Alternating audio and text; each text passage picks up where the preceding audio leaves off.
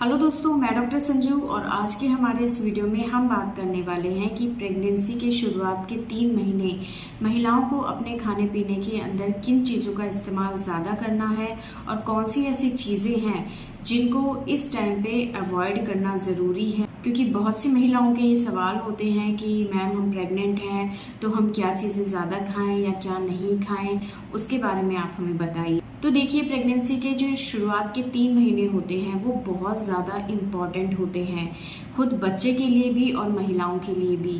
बच्चे के लिए इसलिए क्योंकि बच्चे के अंदर जितने भी ऑर्गन्स बनते हैं, जैसे कि हार्ट हो गया, ब्रेन हो गया या उसका जो स्पाइनल कॉर्ड है, उसके बनने की शुरुआत लगभग 1.5 महीने के आसपास से शुरू हो जाती है।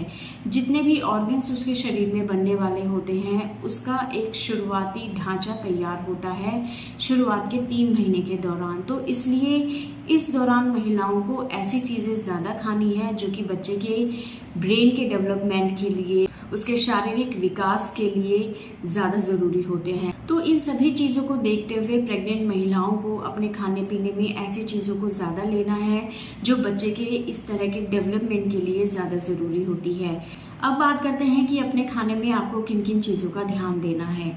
सबसे पहला, आपके खाने के अंदर हर तरह के न्यूट्रिएंट्स का होना ज़रूरी है, जैसे कि कार्बोहाइड्रेट, फैट, प्रोटीन, विटामिन्स और मिनरल्स। ये सभी चीज़ें आपको एक बैलेंस फॉर्म में लेनी है।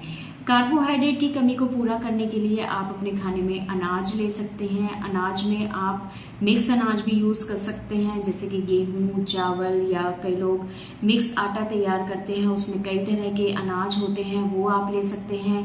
मोटा अनाज आपको ज़्यादा यूज़ करना है जिसके अंदर फाइबर की मात्रा ज़्यादा हो। बहुत ज़्यादा बारीक अनाज आपको यूज़ नहीं करना है, जैसे कि मैदा आपको ज़्यादा यूज़ नहीं करना है, क्योंकि कई बार इन चीज़ों के यूज़ करने से आपको प्रेगनेंसी के दौरान कॉन्स्टिपेशन हो सकता है। मोटा अनाज यूज़ करने से क्या होता है, उसके अंदर फाइबर की मात्रा अच्छी होती है, तो इससे गर्भवती महिलाओं को कॉन्स्टिपेशन में भी आराम मिलता है। तो हर तरह का अनाज आप यूज़ कर सकती हैं। आप अगर आटा तैयार करती हैं तो वो आटा बहुत ज़्यादा बारीक नहीं होना चाहिए, या आप मिक्स आटा यूज़ कर सकती हैं, या आप नॉर्मल आटे के अंदर बेसन भी ऐड करके आप एक मिक्स आटा तैयार कर सकती हैं। तो इन चीज़ों को अगर आप लेंगे तो इसमें बहुत सारे मिनरल्स आपको मिल जाएंगे और ये आपके शरीर को एनर्जी प्रोवाइड करेंगे। दूसरा, अपने खाने में आपको हेल्दी फैट्स इंक्लूड करने हैं। हेल्दी फैट से मतलब है कि जो आप घर में घी यूज़ करती हैं, चाहे वो गाय का हो चाहे भैंस का हो, वो आप 1 या 2 चम्मच रेगुलर बेसिस पे यूज़ कर सकती हैं। आप बटर यूज़ कर सकती हैं, या जो ड्राई फ्रूट्स होते हैं उनके अंदर भी हेल्दी फैट होता है, वो आप रेगुलर बेसिस पे यूज़ कर सकती हैं। 2 से 3 ड्राई फ्रूट्स आप रेगुलर ले सकती हैं, लेकिन इनको आपको भिगो के लेना है, डायरेक्ट इनको आपको इस्तेमाल नहीं करना है। जो अनहेल्दी फैट होते हैं, जो कि फ्राइड चीज़ों के थ्रू हमारे शरीर में जाते हैं, जितने भी बाहर के पैक्ड फूड आइटम्स हैं उनके अंदर अनहेल्दी फैट होता है, या जितने भी कुकिंग ऑयल्स होते हैं वो अनहेल्दी होते हैं। तो इन चीज़ों को आपको बहुत लिमिटेड अमाउंट में यूज़ करना है। तीसरा आता है प्रोटीन। प्रोटीन की हमारे शरीर को सबसे ज़्यादा रिक्वायरमेंट होती है, बच्चे के शरीर को सबसे ज़्यादा रिक्वायरमेंट होती है शुरुआत के 3 महीने। तो प्रोटीन की कमी को दूर करने के लिए आप रेगुलर बेसिस पे 1 या 2 कटोरी रोज़ दाल ले सकती हैं अपने खाने में। आप अंडे ले सकती हैं, आप नॉनवेज ले सकती हैं, या आप सोयाबीन ले सकती हैं, पनीर आप ले सकती हैं। तो इन चीज़ों लेने से आपके जो प्रोटीन की रिक्वायरमेंट है वो आपकी दूर हो जाती है। तो प्रोटीन को रेगुलर अपने डाइट में आपको ज़रूर लेना है। इसके अलावा विटामिन्स, मिनरल्स की डेफिशिएंसी को दूर करने के लिए, इसकी कमी को दूर करने के लिए आप फ्रूट्स ज़्यादा से ज़्यादा लें, सलाद आप ज़्यादा से ज़्यादा लें, हरी सब्जियां आप ज़्यादा से ज़्यादा लें। तो अगर ये तीनों ही चीज़ आप अपने खाने में रेगुलर बेसिस पे लेती हैं तो हर तरह का विटामिन्स, मिनरल्स आपको इन चीज़ों से मिल जाता है। इसके अलावा ड्राई फ्रूट्स के अंदर भी बहुत मिनरल्स, विटामिन्स पाए जाते हैं, आप उनको भी ले सकती हैं। डेयरी प्रोडक्ट्स में भी ये चीज़ें मिलती हैं, तो आप इनको भी रेगुलर बेसिस पे इंक्लूड कर सकती हैं। तो ये सभी तरह के न्यूट्रिएंट्स हैं जो कि आपको अपनी डाइट में ज़्यादा लेना है शुरुआत के 3 महीने। प्रोटीन आपको बहुत ज़्यादा लेना होता है। कार्बोहाइड्रेट, फैट की मात्रा को आप लिमिटेड रखें। फ्रूट्स आप ज़्यादा से ज़्यादा खाएं, हरी सब्जियां आप ज़्यादा से ज़्यादा खाएं, सलाद आप ज़्यादा से ज़्यादा खाएं। तो ये सभी चीज़ें आपको शुरुआत के 3 महीने लेना बहुत ज़्यादा ज़रूरी है।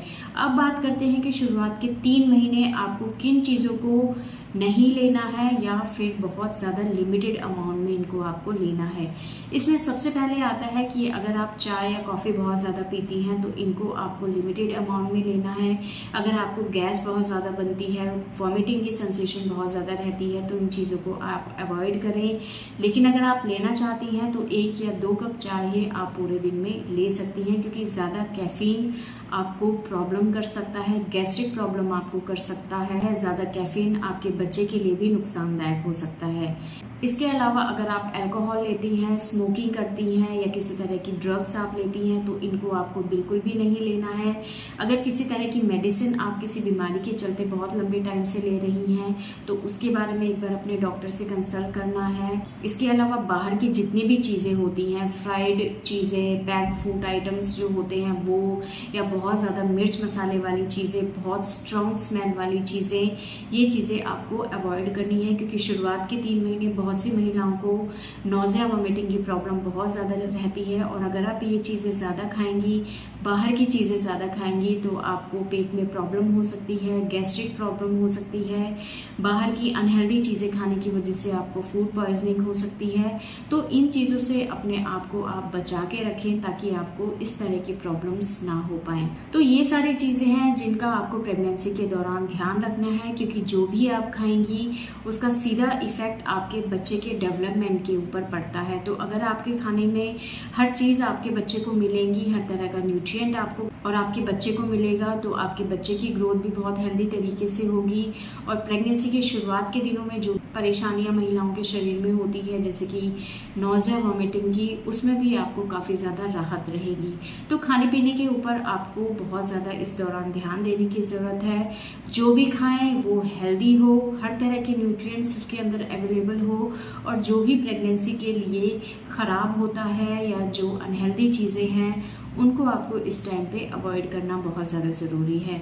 तो दोस्तों ये था आज का हमारा वीडियो। अगर इस वीडियो से रिलेटेड आपके किसी तरह के कोई सवाल है तो आप हमें कमेंट कर सकते हैं, और हमारे आने वाली वीडियोस को देखने के लिए हमारे इस चैनल को सब्सक्राइब ज़रूर करें।